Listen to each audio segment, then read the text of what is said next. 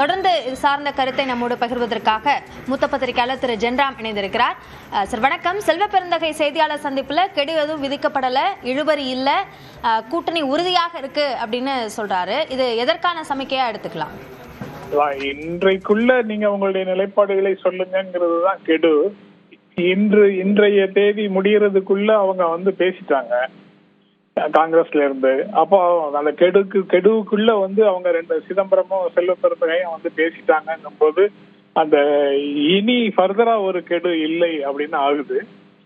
இந்த சந்திப்புல பேசிய விஷயங்கள்ல அவங்க குறிப்பிட்ட காலத்துக்குள்ள பேச வேண்டிய விஷயங்களை கிளியர் பண்ணிருக்கலாம். இறுதியாக ஃபைனலைஸ் ஆகலைன்னாலும் இன்டென்ஷன்ஸை கிளியர் பண்ணிருக்கலாம்.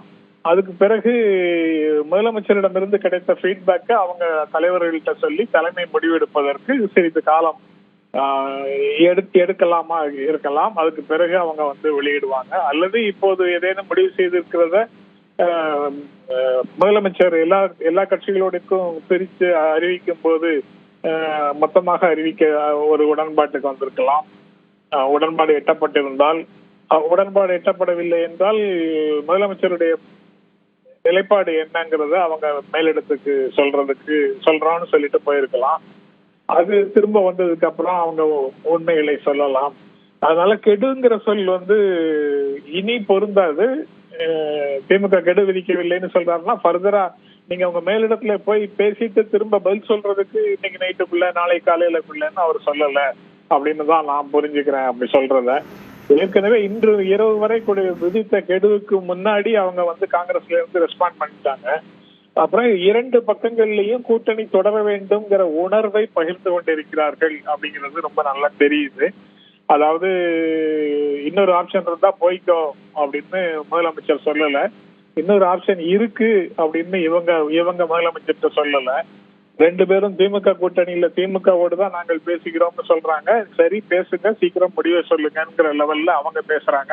அந்த நிலைமையில தான் இருக்குது. அதனால ஃபர்தரா மோசமாகுவதற்கான நிலைமை எதுவும் இருக்கிறதுக்கு வாய்ப்பு இல்லை அப்படின்னு நினைக்கிறேன். பட் ஒருவேளை முதலமைச்சருடைய நிலைப்பாட்டை தலைமை ஏற்றுக்கொள்ளாமல் இருந்தால் அப்படின்னு ஒரு கேள்வி இதுக்குள்ள இருக்கான்னா இருக்கலாம்.